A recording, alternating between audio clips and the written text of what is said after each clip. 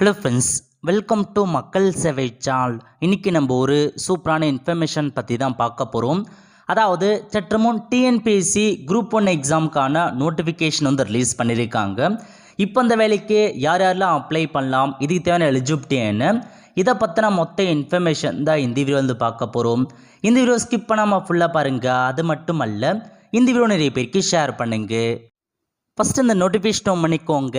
இதுக்கான லிங்க்கை நான் டிஸ்கிரிப்ஷன் வந்து கொடுத்துட்றேன்.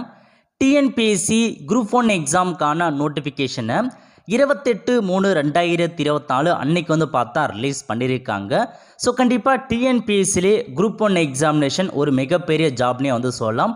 கண்டிப்பாக இந்த எக்ஸாமினேஷன் கிளியர் பண்ணி பாஸ் பண்ணுறதுக்கு ஒரு நல்ல வந்து ஃபியூச்சர்ஸ் இருக்குது. ஸோ தாராளமாக எல்லாருமே அப்ளை பண்ண பாருங்கள். இப்போ இதில் கொடுத்துருக்க இன்ஸ்ட்ரக்ஷன் நம்ம வந்து பார்த்துடலாம். ஓகே, ஃபஸ்ட்டு உங்களுக்கான டேட் கொடுத்துருக்காங்க பாருங்கள். இந்த வேலைக்கு நீங்கள் 28/3/2024 இருந்து 27/4/2024 வரைக்கும் இந்த வேலைக்கு நீங்கள் ஆன்லைன் மூலமாக அப்ளை பண்ணிக்கலாம். அதேமாரி நீங்கள் ஆன்லைன் மூலமாக அப்ளை பண்ண சொல்ல ஏதாச்சும் மிஸ்டேக் பண்ணிட்டீங்கன்னா அதை கரெக்ஷன்ஸ் பண்ணுறதுக்கான தேதி கொடுத்துருக்காங்க பாருங்கள். 2/5/2024 இருந்து 4/5/2024 வரைக்கும் உங்களுக்கான அப்ளிகேஷன் நீங்கள் கரெக்ஷன்ஸ் பண்ணிக்கலாம். நெக்ஸ்ட்டு ப்ரிலிம்ஸ் எக்ஸாமுக்கான தேதி கொடுத்துருக்காங்க பாருங்கள். 13/7/2024 அன்னைக்கு வந்து உங்களுக்கான எக்ஸாம்ஸ் இருக்க போது. அதேமாரி மெயின் எக்ஸாமுக்கான எக்ஸாம் வந்து உங்களுக்கு பின்னர் அறிவிக்கப்படும் சொல்லியிருக்காங்க தேதி. ஓகே, இதான் உங்களுக்கு இந்த எக்ஸாமுக்கான முக்கிய தேதிகள். அதுக்கப்புறம் ஸோ அப்படியே கீழே வந்தீங்கன்னா நம்ம பதவியை பற்றி பார்த்துடலாம். ஸோ என்னென்னமான போஸ்டிங் கொடுத்துருக்காங்கன்னா டெப்டி கலெக்டர் கேட்டிருக்காங்க, 16 வேக்கன்சி கொடுத்துருக்காங்க. அதுக்கப்புறம் டெப்டி சூப்பரண்ட் ஆஃப் போலீஸ் கேட்டிருக்காங்க, 23 வேக்கன்சி. நெக்ஸ்ட்டு அசிஸ்டன்ட் கமிஷனர் வந்து கேட்டிருக்காங்க, கமர்ஷியல் டேக்ஸஸ் டிபார்ட்மெண்ட்டில் 14 வேக்கன்சி கொடுத்துருக்காங்க. Next deputy register of cooperative சொசைட்டிலேருந்து ரெஜிஸ்டர் கேட்டிருக்காங்க, 21 வேக்கன்சி கொடுத்துருக்காங்க. அதுக்கடுத்து assistant director of rural development கேட்டிருக்காங்க, 14 vacancy. Next district employment officer கேட்டிருக்காங்க, 1 வேக்கன்சி கொடுத்துருக்காங்க. அதுக்கப்புறம் டிஸ்ட்ரிக்ட் ஃபயர் ஆஃபீஸர் கேட்டிருக்காங்க, 1 வேக்கன்சி கொடுத்துருக்காங்க. டோட்டலாக வந்து 90 வேக்கன்சிஸ் வந்து கொடுத்துருக்காங்க. ஆனுவல் பிளானில் கொடுத்ததை விட இப்போதைக்கு வேக்கன்சி அதிகமாகவே வந்து அறிவிச்சிருக்காங்க. கண்டிப்பாக வந்து டிஎன்பிஎஸ்சி குரூப் 1 எக்ஸாம் எழுத போகிறதுக்கு ஒரு நல்ல ஆப்பர்ச்சுனிட்டி, 90 வேக்கன்சிஸ் கொடுத்துருக்காங்க. அதுக்கப்புறம் ஏஜ் லிமிட் பற்றி பார்த்துடலாம். ஏஜ் லிமிட்டை பொறுத்த வரைக்கும் எல்லா பதவிக்கும் மினிமம் வந்து 21 வயசு வந்து கம்ப்ளீட் ஆயிருந்தால் மட்டும்தான் அப்ளை பண்ண முடியும். அதிகபட்சமாக வந்து பார்த்தா 34 கொடுத்துருக்காங்க எல்லாத்துக்குமே. ஒரே ஒரு பதவிக்கு மட்டும் தவிர்த்து, அதாவது நீங்கள் வந்து அசிஸ்டன்ட் கமிஷனரில் வந்து ஸோ நீங்கள் பிஎல் டிகிரி முடிச்சிருக்காங்க பாருங்கள், அவங்களுக்கு மட்டும் அதிகபட்சம் 35 கொடுத்துருக்காங்க. மீது எல்லாத்துக்குமே அதிகபட்சமாக 34 வயசுக்குள்ளே இருக்கவங்க அப்ளை பண்ணலாம். அது மட்டும் இல்லாமல் ஏஜ் கன்செக்ஷன் கண்டிப்பாக வந்து இருக்குதுங்க. அதாவது நீங்கள் வந்து BC, MBC, DNC, OBC, SC, ST எந்த கம்யூனிட்டியான இருக்கட்டும், அதாவது ஓசி கம்யூனிட்டியை தவிர்த்து, அதாவது ஓசி கம்யூனிட்டி இருக்காங்க பாருங்கள், ஜென்ரல் கேட்டகரி, அவங்க தவிர்த்து மீதி இருக்க எல்லா கம்யூனிட்டிக்கும் வந்து பார்த்தா ஏஜ் ரிலாக்ஸேஷன்ஸ் கொடுத்துருக்காங்க. டெப்டி கலெக்டருக்கு 39 வயசு நீங்கள் அப்ளை பண்ணிக்கலாம். அதேமாரி வந்து பார்த்தா சூப்பரண்ட் ஆஃப் போலீஸுக்கு 39 கொடுத்துருக்காங்க. நெக்ஸ்ட் வந்து பார்த்தா கோஆப்ரேட்டிவ் சொசைட்டி அது 39 கொடுத்துருக்காங்க. ஸோ எல்லாத்துக்குமே வந்து 39 வயசு வரைக்கும் நீங்கள் தாராளமாக அப்ளை பண்ணிக்கலாம். ஓசி கேட்டகரியை தவிர்த்து மீதிக்கு எல்லாருமே நீங்கள் அப்ளை பண்ணிக்கலாம். ஓகே, ஸோ நெக்ஸ்ட்டு அப்படியே கீழே வந்து அவங்களுக்கான கல்வி தகுதி கொடுத்துருக்காங்க. முக்கியமான இன்ஃபர்மேஷன், அதிகபட்சமாக எல்லா பதவிக்குமே நீங்கள் எனி டிகிரி முடிச்சவங்க அப்ளை பண்ணிக்கோங்க.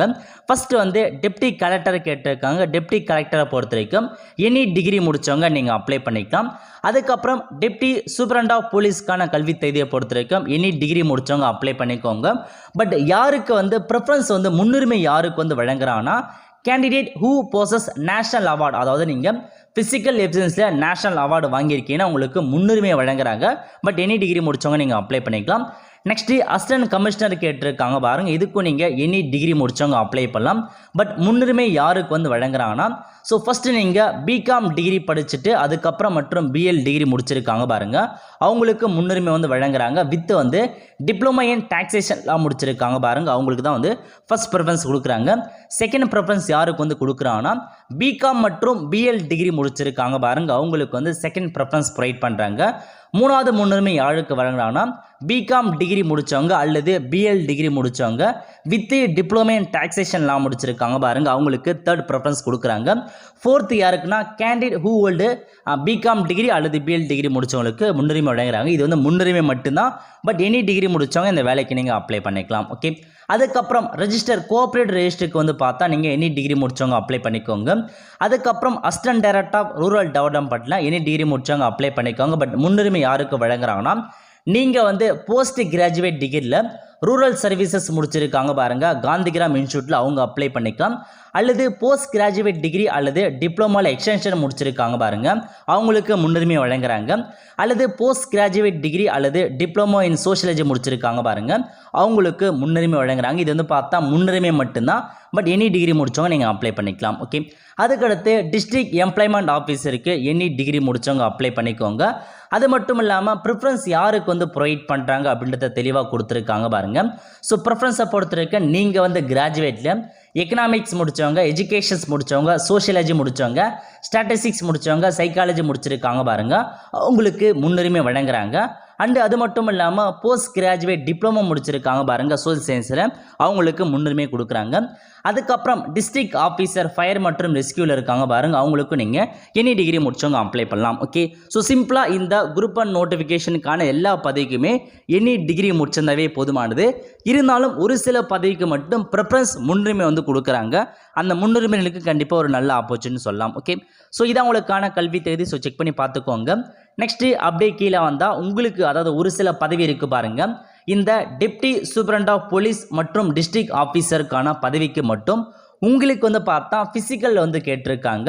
ஸோ எந்த மாதிரி ஃபிசிக்கல் இருக்குன்னா ஃபஸ்ட்டு ஆண்களுக்கு கேட்டிருக்காங்க பாருங்கள். டெப்டி சூப்பரண்ட் ஆஃப் போலீஸுக்கும் சரி, ஃபயர் மற்றும் ரெஸ்கியூ சர்வீஸுக்கும் சரி ஹைட் வந்து 165 சென்டிமீட்டர் ஹைட் வந்து கேட்டிருக்காங்க. மினிமம் வந்து 165 சென்டிமீட்டர் ஹைட் இருந்தால் நீங்கள் இந்த பதவிக்கு அப்ளை பண்ணலாம். அதுக்கப்புறம் செஸ்ட் மெஷர்மெண்ட் கேட்டிருக்காங்க பாருங்கள். நார்மலாக வந்து 86 கேட்டிருக்காங்க டெப்டி சூப்பரண்ட் ஆஃப் போலீஸ்க்கு. இதுவே டிஸ்ட்ரிக்ட் ஆஃபீஸராக நார்மலாக 89 கேட்டிருக்காங்க. எக்ஸ்பென்ஷனில் 5 வந்து கேட்டிருக்காங்க. அதேமாரி இதிலும் 5 வந்து கேட்டிருக்காங்க. வெயிட் வந்து பார்த்தீங்கன்னா டெப்டி சூப்பரண்ட் ஆஃப் போலீஸுக்கு வந்து நாட் அப்ளிகபிள். ஸோ வெயிட் ஒரு அவசியம் கிடையாது. பட் இருந்தாலும் இதில் வந்து 50 கேட்டிருக்காங்க. வெயிட் உங்களுக்கு ஏற்ற கிலோவில் 50 கேட்டிருக்காங்க. ஸோ செக் பண்ணி பார்த்துக்கோங்க.